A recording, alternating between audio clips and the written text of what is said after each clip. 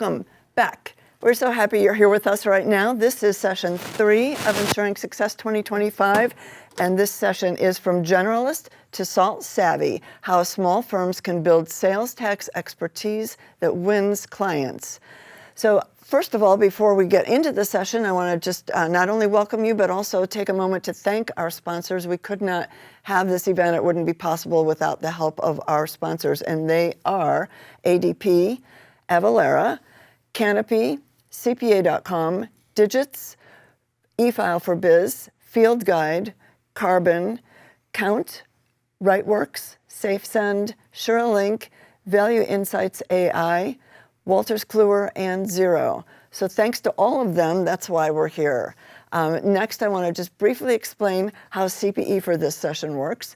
At 3 points during the session, we will have a brief break. We'll show a brief interlude with information about our sponsor, and that sponsor for this session is Avalara, as you might have guessed. And at the end of that brief break, we'll display a CPE code on your screen. It's a 3-digit code. You'll need to write it down in order to qualify for CPE for this session. So we do that 3 times. You'll get 3 3-digit codes, 9 altogether. You'll have to write them down because at the end of the session, the day, the week, next month, whenever you want to do it, this will be available for a year. You can go back to the Ensuring Success website, click on the CPE/CE credit option at the very top of the screen, and it'll take you to another screen where you enter the email address you used to register, and then you'll be taken to a place where you enter all the CPE codes for all the sessions you attended, and you can download your certificates right there on the spot over and over again if you want to.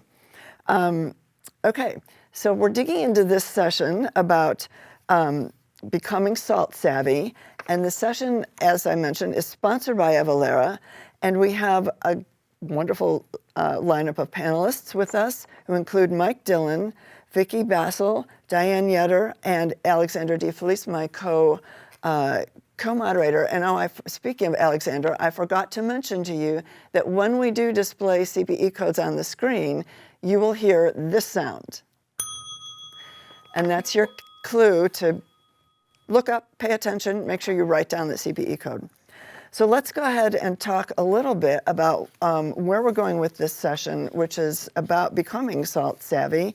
What do we mean by that? What's a salt savvy accountant all about? Diane, I'm going to start with you. Okay. Well, you know, my practice is just all about sales tax, and it's really important to understand what you need to work with your clients on in order to make sure that they are not out of compliance, maybe is a good way to say it, right, Mike? To make sure that your clients are registered for sales tax where they need to be and are taxing things appropriately. And in order to do that, you do have to become salt savvy. You have to understand the terminology. You have to understand the differences between state income tax nexus rules and sales tax nexus rules and business license rules. So there's a lot of different components to what we call SALT, state and local tax, that are not all the same. And you really need to understand what those different things are and how they affect your client. Yeah, and I would add to that, why is this relevant? In my experience, there is a disconnect between what clients believe their CPA firm has their eyes on and is advising them on with regard to multi-state taxes and federal taxes under a tax engagement, and what the CPA firm perceives is within the scope of those. And that gap or that disconnect creates risk for both the company and the CPA firm. So it's really important for CPA firms to just take ownership of that and say, we need to either build these resources in-house or partner with resources that can help us meet the needs of our clients. You know, I want to expand on that a little bit, but I've just been reminded that I forgot to actually have you guys introduce yourselves, so people don't even know who you are, even though you are experts in this field. So let's just go down the line a little bit and introduce yourself to our audience before we continue. I'm Mike Dillon, the president of Dillon Tax Consulting, And we are a multi-state sales tax advisory and compliance firm. I'm a tax attorney, and I've been doing nothing but sales tax for 32 years. And I am Vicki Basil. I am a CPA and a project management professional. I work for Avalara, as you can tell by the color of the shirt. I kind of blend in with the tablecloth, but I have been with Avalara for 8 years, and I've worked on pretty much all of our products. So I kind of work, Mike was my partner when I first got started, as was Diane. So here as a representative for products and solutions and how we can all partner together to give a good experience for your clients. And I'm Diane Yetter. I am the president and founder of Yetter Tax and the Sales Tax Institute. So we do a lot of the same things that Mike does, except we do not do compliance. We do implementations. We are a certified implementation partner with Avalara, so we have a lot of clients that we get up on Avalara. And then through the Sales Tax Institute, we provide sales tax education and resources, so practitioners as well as industry personnel can actually learn a lot about sales tax. And then on our website, we've got tons of free resources that are available. So if you need to learn more or just need resources, we have a lot of resources out there on our website. And I've been doing sales tax my whole career, which is now 40 years. And that's all I've done. And counting. Yes. You had a one-up, Mike. And I'm Alexandra DeFelice, Chief Marketing and Business Development Officer for JMBM Law Firm in Los Angeles, designated bell ringer, co-moderator with Gail. I am not an accountant. I just hang out with them on TV. Just play one on TV. And I am Gail Perry, Editor-in-Chief of CPA Practice Advisor. We're going to continue the conversation we were just having, but we're going to take a really quick break first for our first commercial break from Avalara, and we'll be back with your first CPE code right after you hear this very important message. In the last 4 years, we've doubled our business. And how was I able to do that? A lot of it is through the joint client relationships that we have with Avalara. Hi, I'm Diane Yetter, and I'm the founder of the Sales Tax Institute and the president of Yetter Tax. We provide education and resources to tax professionals and business people to better handle their sales tax and learn how to manage sales tax themselves. What really makes working with Avalara great and helps us solve a lot of the pain points of our clients is they are easy to implement with so many different systems that our clients may have, whether they are selling on a marketplace like Amazon or eBay, or they're using a tool like Magento or NetSuite. So by working with Avalara to be able to bring solutions to these companies in a way that we can get them compliant faster is absolutely a benefit. Partnering with Avalara was a great decision for my team. I know I truly have a partnership with Avalara. Knowing that Avalara gives my entire team the respect that they give me also makes them an amazing partner.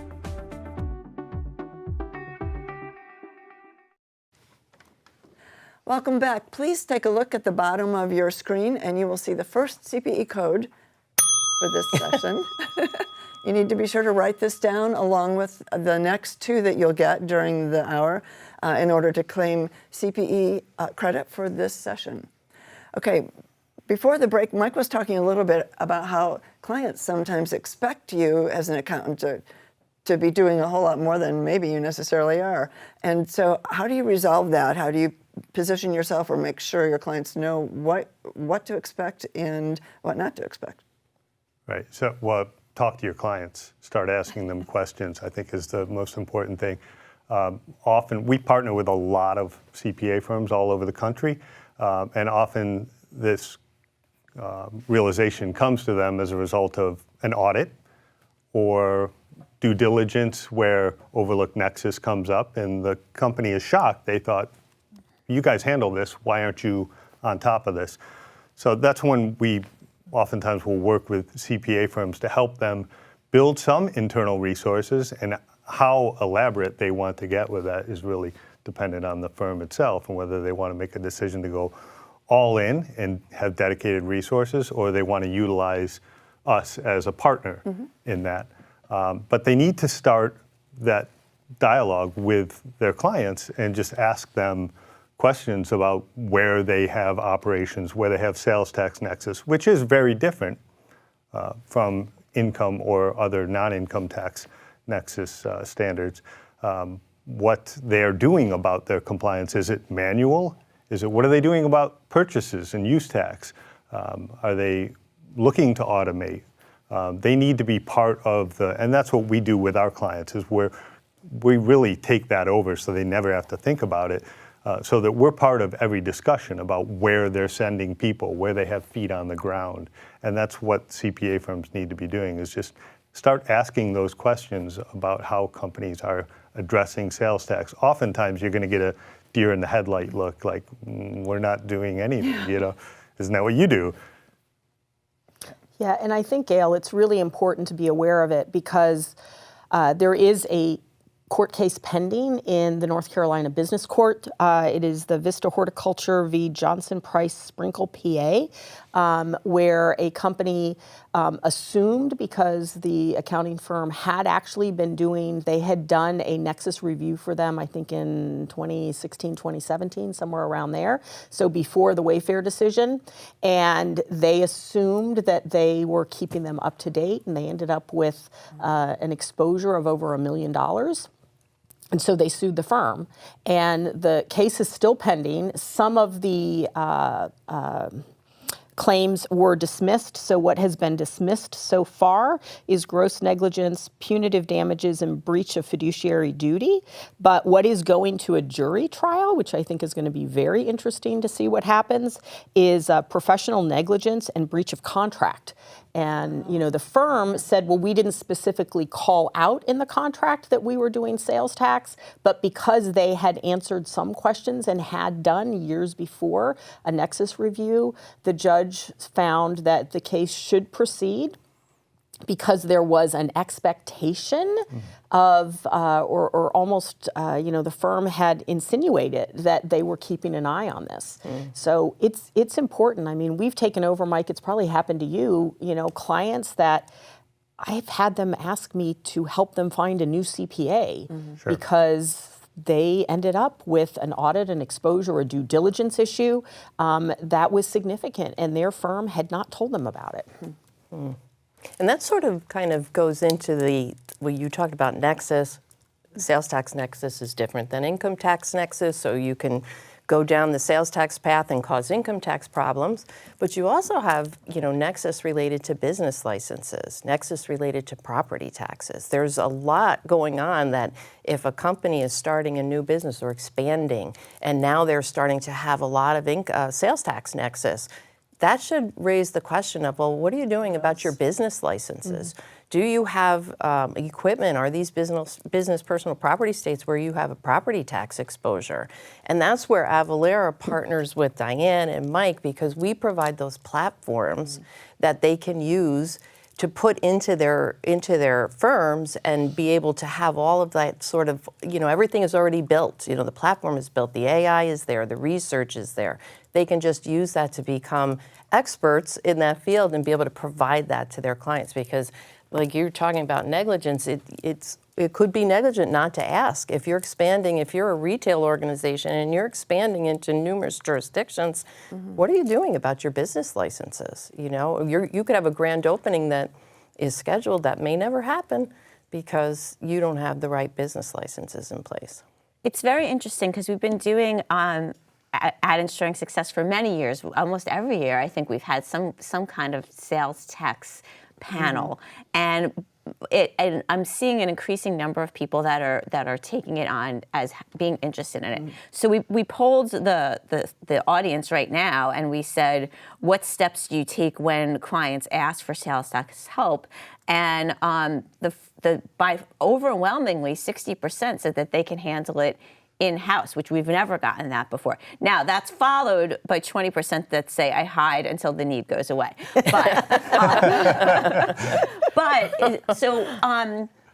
Vicki, what are you seeing a trend in, like, as opposed to like before, where they might just say, "You guys at Avalara handle it for me," or they partner with another firm? That's a choice. Where only a handful of people said that they do that. Where now they're actually trying to educate themselves more on being able to do it themselves. Yeah, I mean, it's a issue that is not going away. It's here, and we need to deal with it. So that CIP program, the Certified Implementation Partner Program that Diane is a member of, that is a great way to work with a firm and have your sales tax done. You can work directly with Avalara and have your sales tax done, or you can go to a firm like Mike's who uses our platform and does the sales tax preparation. So I think everybody knows it's a thing now because of Wayfair. Before Wayfair, when Wayfair hit, people were like, uh-oh, what are we going to do? And now we've built this community of practitioners like Diane and Mike,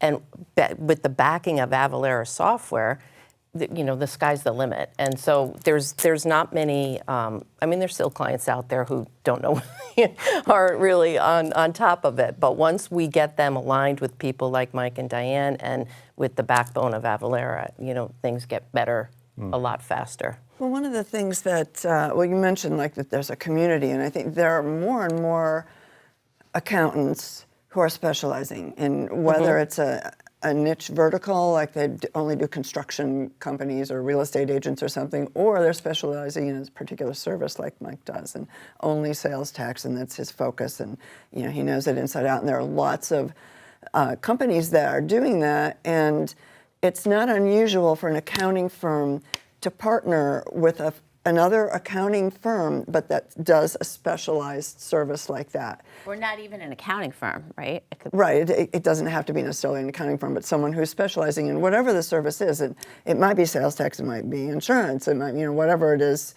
you need expertise in to offer to your clients. And speaking of community, I just want to pull up real quickly. We have a slide just to kind of whet your appetite about the places where you could go, where you could start to look for communities. And it can be within other firms. It can be like the Sales Tax Institute. It can be state associations. Also, I would add to this, if you search on Facebook for Facebook groups about sales tax, or on Twitter, there are areas where people congregate. On a lot of the social media platforms, there are places where people congregate to talk about an area that's needed, that's a specialized area. And people like Mike will go in and contribute information in there, or have discussions with people, or be available. Firms that specialize in, for example, sales tax will go in and be available to answer questions, or to take clients, not take them from you, but add their service to your offerings, so that you don't have to lose the client, but you can have more expertise that isn't necessarily provided by you. But we'd also really like to talk about how expertise can be provided by you, and what kind of education is available, and where people can start if they want to become a SALT accountant, if they want to do all the state and local stuff. Where do they go to start? Advice?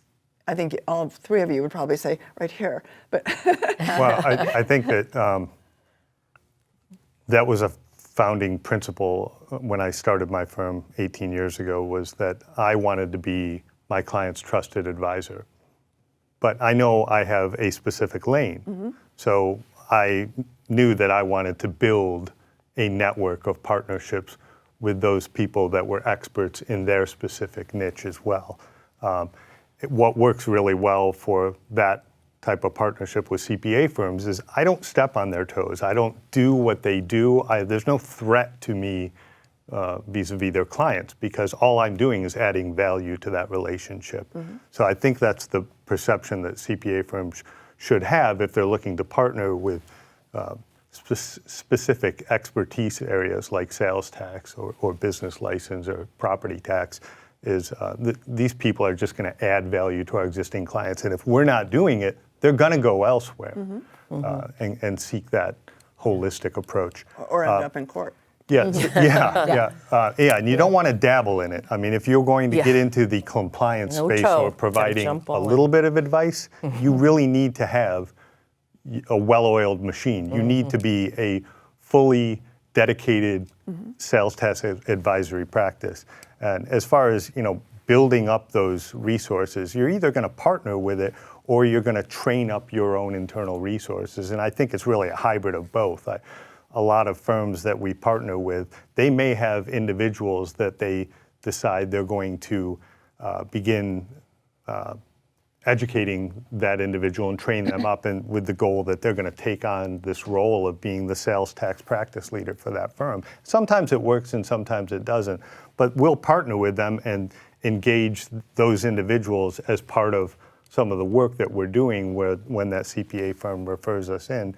But also, we're training them, and there's a lot of resources. Diane's Sales Tax Institute, I use it myself. I mean, it's I'll double check things I find on economic nexus thresholds. She trains our people too. Yeah.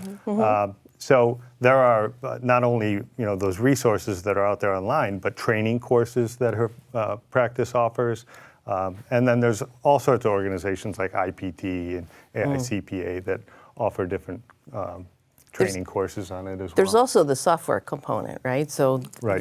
The world isn't green ledgers anymore, right? Like maybe when we started, but so you need the software platforms, and that's where a partnership between Avalara and firms like yours comes into play, because we have those built platforms that you can use to provide those services to your clients. We have the AI built in, we have the research built in. So, it's a very good and strong partnership, and it's sort of an ecosystem that it needs to be, right? We need each other. Right. So it works out really well for all of us. Yeah, and to follow up on what Mike said, we train a lot of people through our Sales Tax Institute, and many of those people have been practitioners. Some of them are small, mid-sized regional firms that have made the decision they want to get a team of people trained up. Sometimes it's one person, and then it gradually adds to that. But one firm that we've been training some of their people for a number of years, they've got a fairly large team. They have a partner leading it, a manager, a number of staff. They recently called us and said, we've got a question we can't figure out. And so they're reaching out to us. We had a call with them. We then had a call with their client. And so there may be times, even when you have built your own practice, that you need somebody with either state-specific contacts. We get those questions a lot. I'm sure you do, Mike. Right. Can you help us get to the right person at a state that can help solve the problem? Or it's a stickier issue that they haven't come across. I have people that I reach out to, Sure. Mike. I mean, we have people. We can't know everything in every state on every industry, and that's the importance even of if you building did those today, communities. next week it's changing somewhere. Right. Exactly, but that's where those communities are so important. And Avalara does a really great job of that with their accountant channel, and kind of having events where we all can come together and learn more about each other. Diane, what are you seeing in terms of trends of common questions, like the most popular questions that you're getting now versus, are they the same as they used to be and just more people asking them, or what's going on? That's a great question, Alex. And I think one of the things that's really important to point out is we are still getting nexus questions. We are still getting calls from people that didn't think Wayfair applied to them, that they thought it was just B2C, e-commerce, I have a website, I'm selling online. It applies if you're selling anything. Yeah. And today that is still the case. We're 8 years post Wayfair. We're still doing, we're doing now more VDAs, voluntary disclosure agreements, than we've done in a number of years. Because there's that many companies that agree. have exposure. Or they are aware of Wayfair and Economic Nexus, and they call me, and they're not a client at the time, but they reach out and they say, we want to know when we need to register, when we hit this threshold, and the more we ask questions, oh, well, we have people there. Yeah. Well, you have physical presence nexus, so that still applies. It's not like it's Yeah. Which triggers business licenses. That didn't Okay. go away when economic nexus thresholds came to be. So then, do you encourage them to do voluntary disclosure because It really depends Depends. on the facts. Depends on the it depends facts. on the exposure. It depends on what they're Risk. facing in the future. Are they looking at an upcoming, investment or acquisition? It's going to come How up. big is the liability? Yeah. You know. What state is it? How aggressive? What's the look back period? Then that's a important concept when you're talking about the other, areas. It's not technically SALT, right? Business licenses, property tax, 1099s. But if you're thinking of all connected. merger and acquisition, if you're thinking of a PE investment, they're looking to see if you are compliant for your business licenses, for your property taxes. That is all part of that due diligence. And if you're not, there's no Wayfair right now. There's no Wayfair type nexus for business licenses, but it will eventually come when they figure out that they can, charge you a license for Right, just exactly. for doing business in there. But there's a lot of exposure, and some of these states are, some of these jurisdictions are gross receipts based. So if you sell $1 million machine, that could be a very large license fee with penalties and interest. So. We're going to take another really quick break and hear another word from our sponsor, Avalara, and then we'll present you with the second of 3 CPE codes for this session. So don't go away. Avalara's QuickBooks Online integration streamlines your tax workflow, empowering you to dedicate more time to your business. Our solutions transform more than just filing, they solve for everyday challenges managing compliance. Streamline your operations, ensure compliance, and reclaim the peace of mind you deserve. Start your journey to simplified tax compliance today. Avalara and QuickBooks Online. To learn more, visit avalara.com. Welcome back. And if you take a look at your screen right now, you'll see the second CPE code for this session. You want to be sure to write that down if you're planning on claiming continuing education credit for this session. Okay, Diane, we kind of cut you off before. Let's pick up where we left off there. So I think the other trend that you really have to watch out for is, historically we've thought about sales tax being applied to sales of tangible goods, like our water bottle or things like that. But the states are moving rapidly to the taxation of digital goods and services. The state of Washington just broadly expanded their imposition of sales tax on digital goods on training. So this webinar, any of you that are in the state of Washington, this is subject to sales tax if we were charging for it, right, Gail? Exactly. And so there are a lot of those changes that are happening.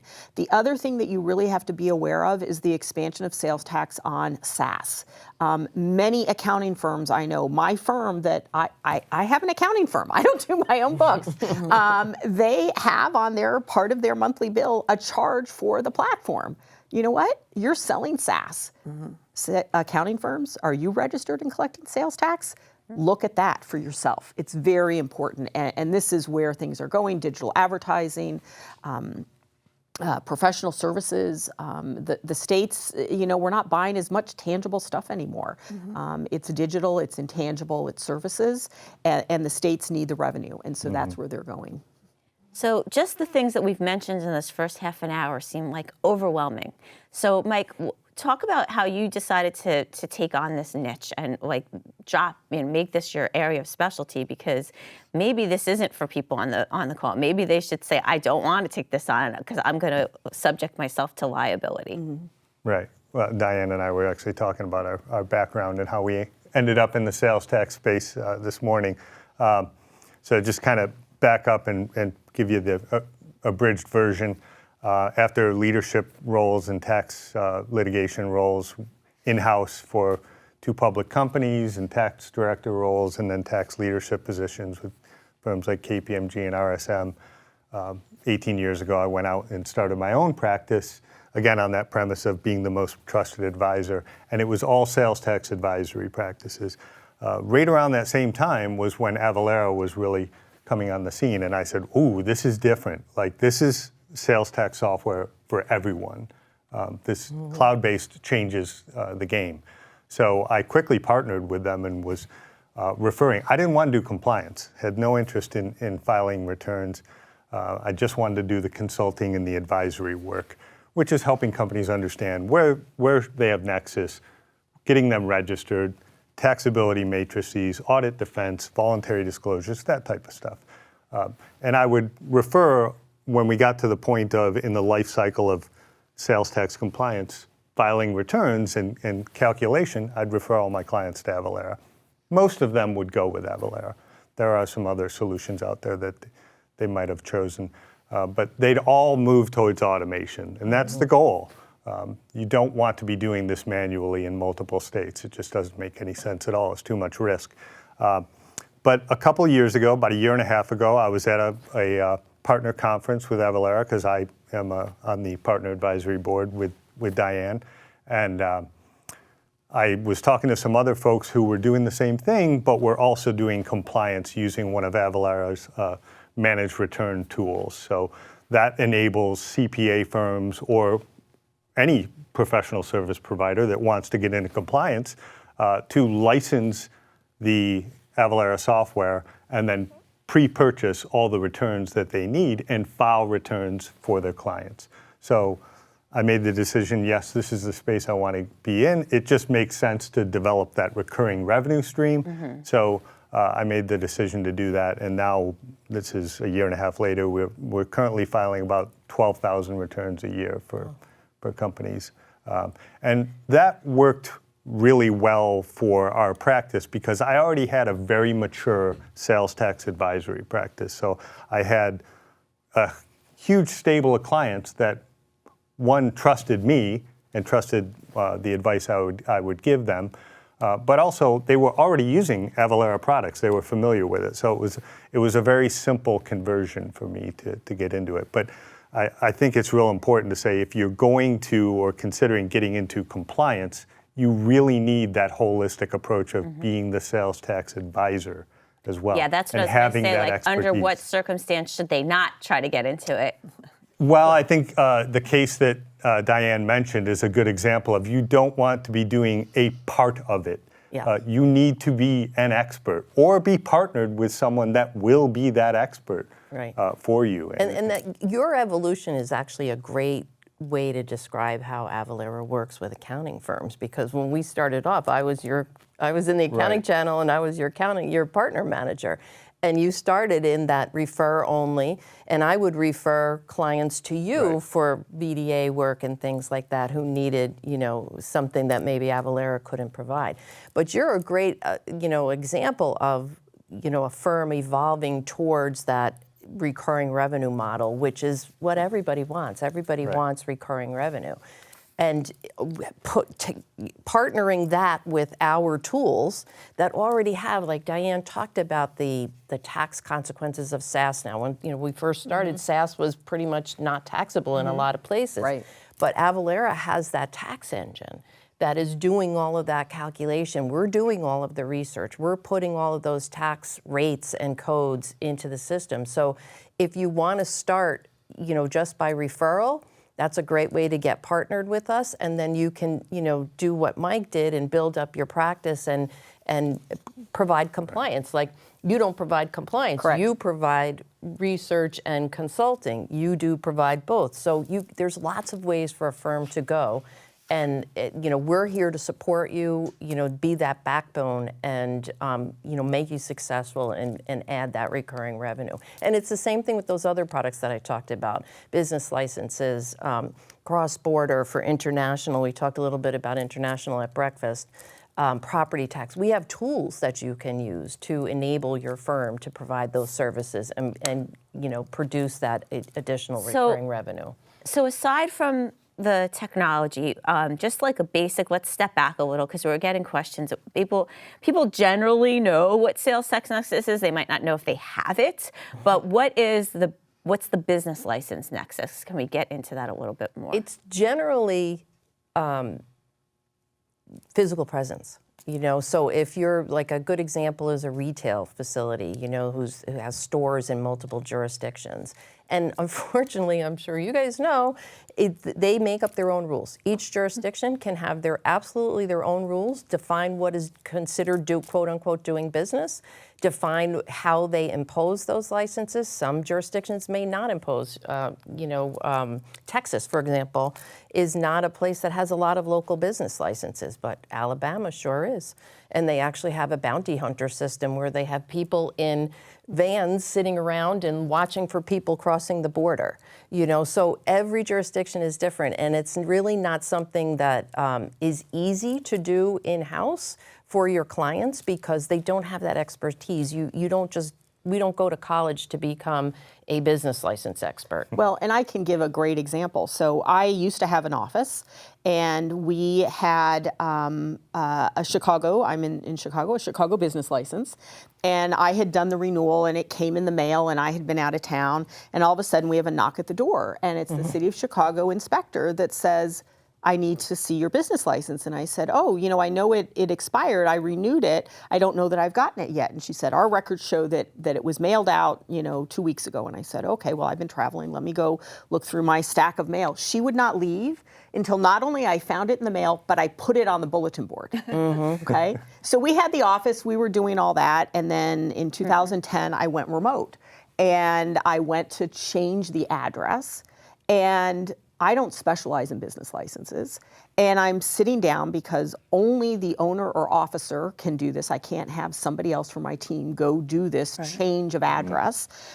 And the guy is very nice, and he's talking to me, and he said, it sounds like you might be an accountant. And I said, I am. And he said, you're a CPA? And I said, I am. And he said, do you know that if you are licensed by another agency in the state of Illinois that's on this list, you are not required to have a Chicago business license? And I said, no, I did not know that. And he said, so I'm not going to renew it because you don't need it anymore. This law changed, and I knew I needed, I had an office. I knew I had to have that business license. I renewed it until I went virtual. And then it was kind of like, okay, I don't need it. So it even depends on your industry, what your requirements are. That's such a great example of how minute these rules can be spread all over the country. Craziness. And when you get into regulated industries, it's the tenfold worse. If you're liquor or restaurants, food, health, things like that. No wonder you want to have a niche practice in this. So a lot of job security. Now we're scaring the audience, and they're afraid if they do tax returns in different states that their own firm is going to have exposure. So they might. They might. Call Okay. these guys. Okay. So if you have nexus in a state, and with economic nexus today, Mike, right? It's typically based on what is the bill to address or the ship to address. When it's a service, what is the bill to address? And so even with like the changes in Washington, it's if the customer is in Washington. If you have more than $100,000 of sales into Washington, you're going to be deemed to have nexus in Washington. I now have to closely watch my Washington sales for our training business. Consulting business isn't going to be taxable, but our training business is. Right now, I am fine. State of Washington, I do not exceed $100,000 right now. I'm watching it. I know to watch it. But you have to do that. If you've got clients all over the country and you're charging for SaaS, if you're charging for different things that might be taxable, you have to monitor that. Because as a firm, so many firms, Mike, your clients aren't just in the Maryland area, right? No, You've they're got them globally, all over the world. right? Me too. And so where are your clients and where do you need to track that is what you need to do. But what if they're, if they're just preparing income tax returns for them, does that? Well, it depends where the client is. Okay. I'll throw another little twist in there from the business license perspective because I just can't help myself. But if you are a business that maybe sells over e-com, like ships equipment, they ship it third-party carrier, no problem. If you send people in to install it or service it, or you go in and do training, that could trigger nexus, a physical presence nexus for a business license. Now, and sales tax and income tax. Right. Right. Exactly. This is why it's so important. Mike talked about this in terms of talking to your clients. You're coming up on year end. What questions related to physical activities are you asking your clients in your year-end questionnaire? And let's think about what questions that would be and talk about it right after this one more break. another word from Avalara, our sponsor, and then we'll be back with your third CPE code, and we'll find out what kind of questions you should be asking.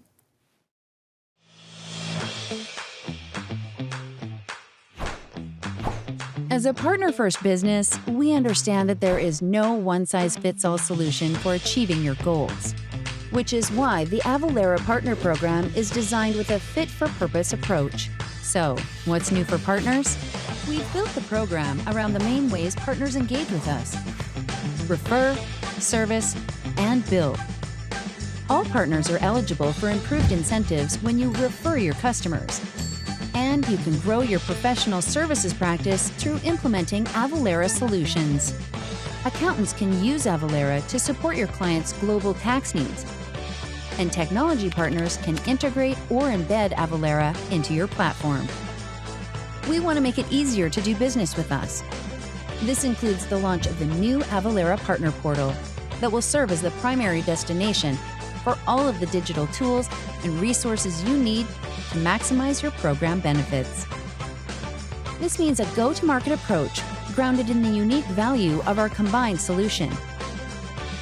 Refreshed marketing toolkits that help you engage new and existing customers, and the opportunity to participate in co-marketing initiatives and funding. One thing that isn't changing is our innovative and proven portfolio of solutions, and your confidence to meet your customers' unique tax compliance needs, both today and in the future. When you choose Avalara, you're choosing a partner who's committed to your success. Together, we can unlock new opportunities, drive growth, and help you better serve your customers.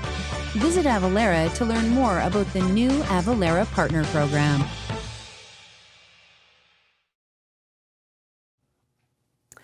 Well, welcome back. It's time for you to see the third and final CPE code for this session. Be sure to write that down if you're planning on claiming CPE credit for this session. All right, let's get back to this topic about what you should ask your clients or how you should communicate to them that there may be a problem. Well, I think I'll follow up with what Mike started with a while ago in our conversation, and that is, really understanding your client's business.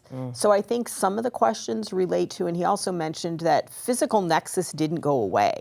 So I think those are always the first questions I want to ask. And certainly post-COVID, if your clients allow remote work, is it remote work where they have physical, their employees are living different places? Hopefully you know where they have payroll and how they're handling that. But also, what is their policy on short term?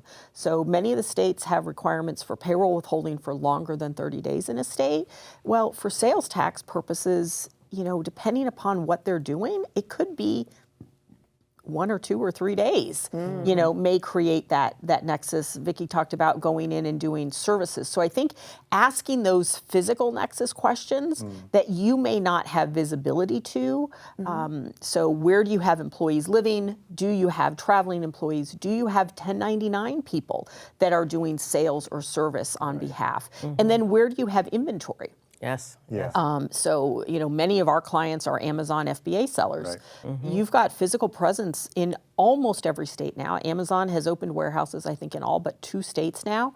3PL warehouses, third-party logistic warehouses, all of those sorts of physical things are things that you should have on your year-end questionnaire. If their assets are in those warehouses. Yeah. Exactly. And also from your remote employees, what are they doing? Are they selling? Are they generating revenue? Because from a business license perspective, that matters. Right. If it's just somebody doing the bookkeeping, it may not trigger a business license. But if it's a salesperson, inventory too is important too, because there's business licenses that are based on And inventory potential value. property tax. Property tax, oh, absolutely. There's 37 states that charge BPP, but business personal property tax. But if you're in one of them and you have inventory in a warehouse, you're exposed. For remote workers, I think what I stress to my clients is think about, and it doesn't matter whether they're an employee or a contractor, if they're representing you in a state, there's risk. So the question is really, not just what are they doing, but how are they focused? Are they focused outward to the marketplace or inward on your business. So your point Yeah. about an accountant that's in another state and they're providing bookkeeping services from their home office, Right. don't worry about them. But the one that's out there doing marketing or going in and doing the installation of Yes. products or training, on-site training that comes up with software companies, these are the things that they get overlooked. And they Right. don't Even you know, warranty you service don't know what that you don't doesn't know. generate revenue potentially, would trigger. I would Rentals? also rentals. Yeah, I would also ask them like, what does the growth look like for the next 12 months, 18 months? Are you planning to open new facilities? Right. Are you moving into new jurisdictions? Because not only from a sales tax and income tax perspective, there's a lot of things to think about. Payroll. Are these going to be employees? Are these going to be 1099 contractors? There's just so much to think about. And if you know what they're planning for growth, that might trigger for you as their accounting firm or consulting firm, more and more in-depth questions to ask. And this is, training your clients to think this way as well can be really beneficial for them. When I mentioned, my first job out of law school, I was in-house at a global telecom company. Our tax department was 80 people, and we would find out after the fact that they had invested $300 million in building a new facility in a state. And we're like, if you had moved it 200 miles over the border in this state, you would have had this exemption. Or even so, three these are streets this way in a different, not over the city line, and in the county, different not over the rates. city line. Yeah. So Huge difference. that little bit of knowledge and asking the right questions and involving sales tax as part of the discussion can be strategically beneficial as well. So it's not just all about risk and cost. It's about, saving. That's kind of overwhelming. Yeah. Yeah, I think the other questions to really ask, particularly if you're only doing one aspect of the business, you're only doing the bookkeeping, you're not their tax firm, you're not doing the income tax returns. Because keep in mind, we've taken on clients where they're filing income tax returns in every state and said, well, I didn't think I had to do sales tax. Well, income tax and sales tax today still, in most states, it's a different threshold. Right. The sales tax nexus threshold is very low, particularly with economic nexus. The income tax threshold is much higher. So if you're filing income tax returns for your client, you probably need to be filing sales tax returns. Now, it's not always the other way. Sales tax does not always mean you have to be filing income tax returns, but it is the other way. And the states are really trying to pursue the economic nexus concept for income tax purposes. New Jersey, New York, Massachusetts, California, they have been trying to wipe out the federal law, Public Law 86-272, that limits the ability of states to impose net income tax on businesses.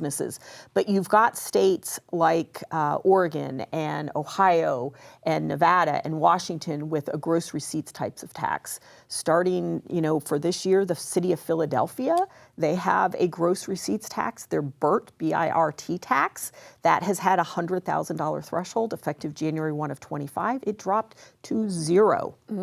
If you make one sale into the city of Philadelphia, you now should be filing that return, and that return is due in early 26.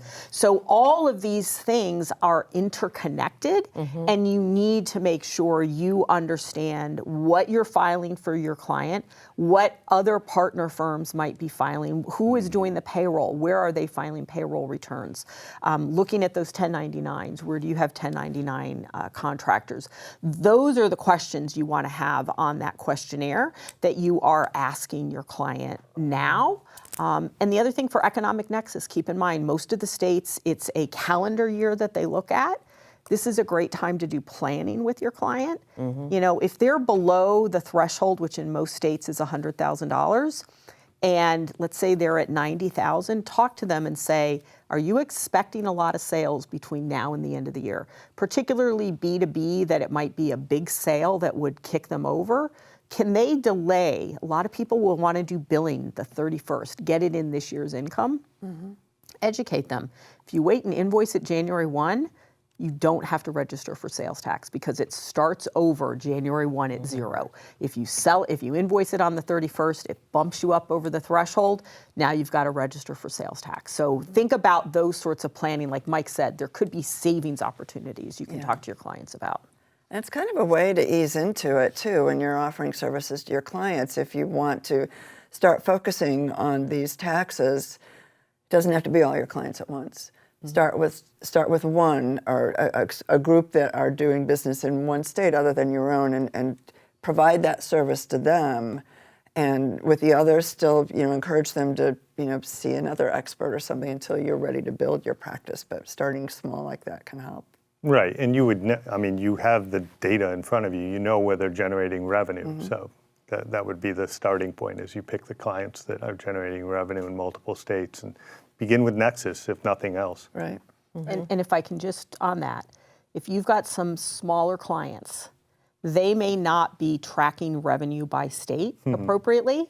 They might just be tracking based on the bill to state, not the ship to state. We've seen that with a lot of QuickBooks customers. Right. And so get in there and make sure that you know what states they're actually selling into, so that you can do that economic nexus evaluation. Great point. And ask those questions, are they sending people in? Because sometimes they don't think about that. Right. And that creates physical presence nexus, and thresholds are gone. So I do have a confession to make. I started my career as a state and local tax accountant at Deloitte for several years in Chicago, and then went to work for a private industry firm that was doing business in all 50 states. They'd been in business for 5 years. At the time I got there, they were filing income tax returns in 5 states out of the 50. So I just took on one state at a time. It's all I could do to try and bring them up to compliance. But it was a fun task. Yeah, it's often, we always say you can't eat the whole elephant in one sitting, so focus on where the risk is. There's services that can be provided to point you to what that risk is. Or what states they were getting notices from saying, we think you're doing business here. We started with those. Yep. And be aware, the states are starting to use AI to identify. I was at a meeting recently. I knew we'd get AI into this conversation. We had to get it in every session. So I was at a streamlined sales tax meeting in October, and there was a presentation from a company, I think the name was Ivex, that they are scraping the web and gathering sales data, and then they are going in and testing to see, are you doing the sales tax right? And then they are going and pitching their services to the states to hire them to get them this data. And the one that they talked about was the state of Pennsylvania exempts sales tax on clothing, but not on formal wear. And they discovered that there was a tuxedo shop that was not charging tax on tuxedos. And they went in, and it turned into a massive project for the state of Pennsylvania. And they now went after all the tuxedo shops. And they are specifically going after Shopify sellers. So beware if you have clients that are Shopify sellers. All right. That's a good tidbit of information to close on. No kidding. All right, well, thank you for scaring us all. I think that happened here. Wonderful panel. Thank you so much. We're going to be back at the top of the hour with the next session, which is It's Time to Grow, Techniques for Successfully Scaling Your Accounting Firm. We want to thank Avalara so much for sponsoring this session, and we'll see you at the top of the hour. Filing your 1099s with the IRS is one thing, but figuring out which states require copies? That's a whole other challenge.